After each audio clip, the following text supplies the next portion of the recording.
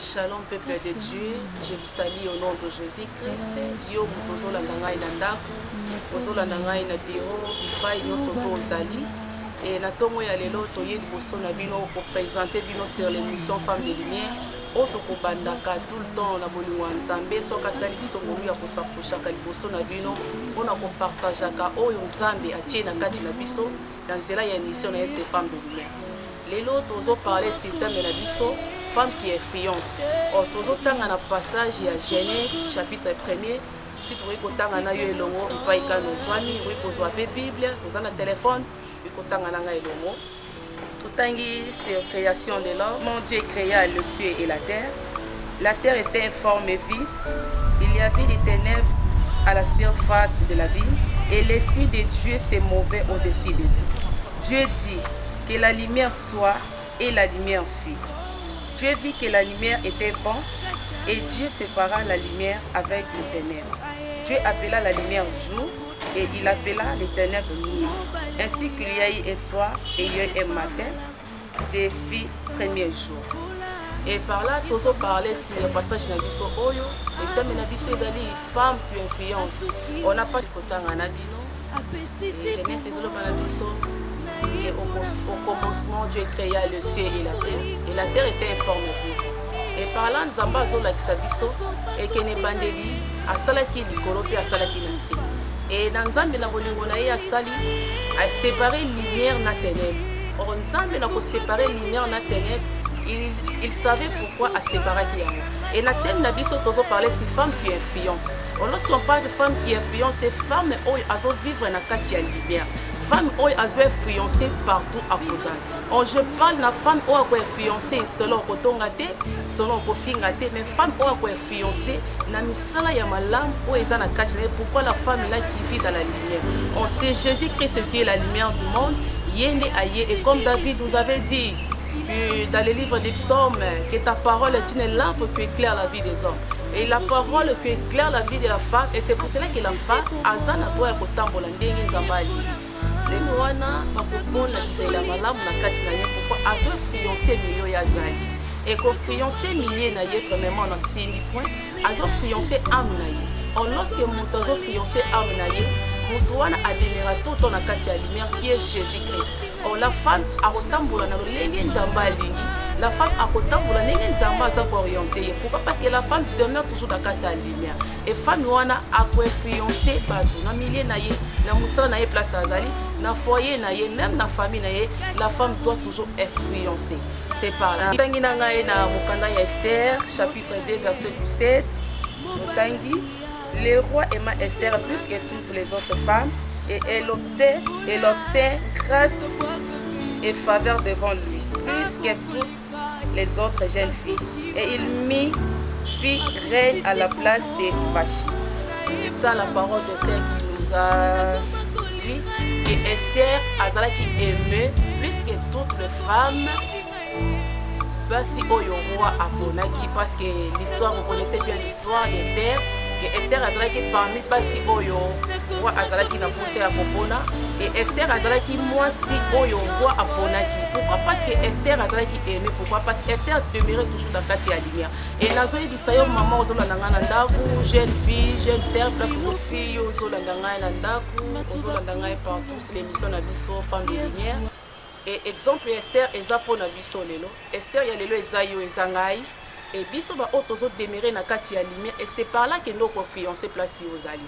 Vous voyez comment Esther a fiancé qui na milieu na ye parmi bazala qui na ba jeune fille et il y a qui toko bazala qui peut ko le capé Esther bazala qui. Mais Esther lorsqu'elle a ko demeurer na kati ya lumière, lorsqu'elle a qui femme ya lumière, ndé ça que a fiancé milieu na ye pour que azala aimer et pas y avoir plus que toutes les jeunes filles. Et dans ce pays, conseil jeunes filles aux olandanga ndaku, nazo senga na yo nazela émission na biso bolondaka biso tout le temps na bolingo ya Nzambe, demeurer toujours na kati ya lumière parce que na lumière ndé ko sala que yo influencer na milieu na yo, o influencer place au tanga ka na université partout aux ali na musala et ko sala que o influencer partout na milieu na yo.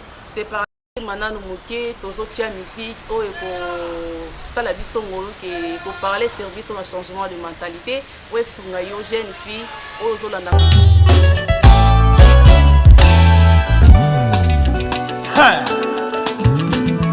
Ouvre.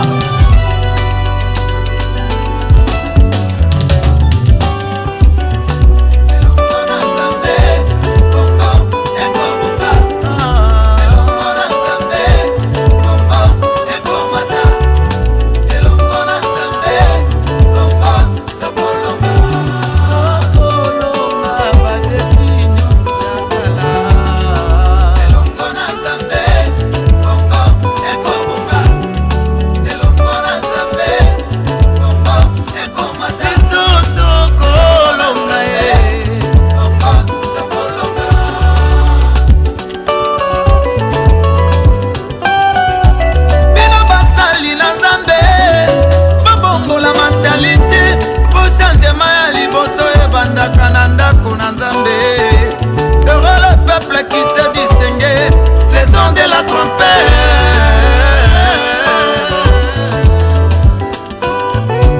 Simon Kimangwa lobaki, délivrance ya Kombo, eko banda na molimo sima eko lata nzoto na sociale.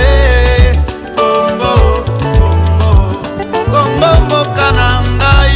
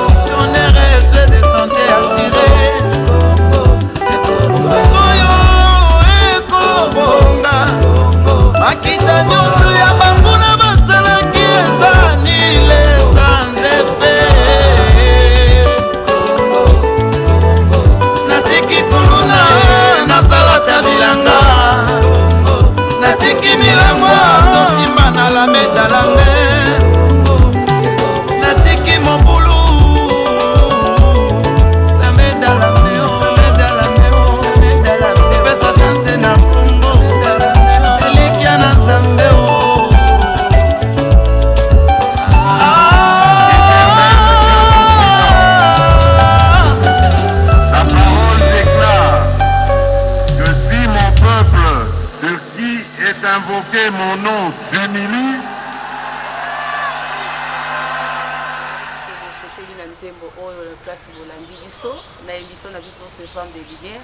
Nzembo oyo eza changement de mentalité esimbi yo ndeko na nzenga na ndako tozongi na malakisi na biso na matia na biso na passage na biso Esther tozobakisa biso ndambo tozoparle toujours c'est femme de lumière que femme qui est fiancée femme a quoi fiancée ndiye oyo azali femme a quoi fiancée na foyer na ye a quoi fiancée na bana na ye a quoi fiancée na mobali na ye on se parle na zo parler c'est femme de fiancée moi si a quoi fiancée kaka teke pona kotonga omoni maman wana tonga kanya omoni maman na parla ba n'importe quoi non c'est pas bon on ngana zo parler femme a quoi fiancée makambo ya malamu pe ko sala ke mutu oyo azate ben na yo attirer les sons yepe azate na ko ke pe ko sala ko la maman oyo pourquoi parce que attirer le son malamu à travers yo maman oyo landi ngai na plein de bolanda ki biso na émission na biso sur femme de lumière nzambe na bolingo apambola yo yo mama yo ndeko mobali ndeko mwasi jeune frère olandi ngai na nzela émission sur femme de lumière tika nzambe abona yo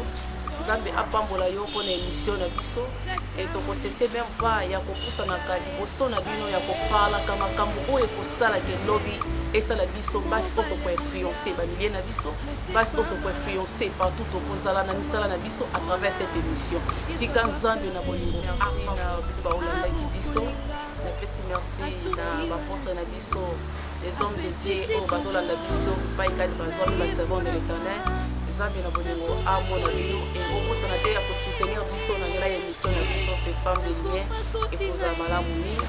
Je remercie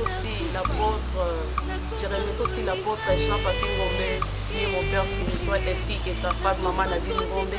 Nzambe amo na bino et ba soutien na bino et pour ça la biso pipi makasi pour l'émission oyo ekende biso. Je vous remercie. Bye.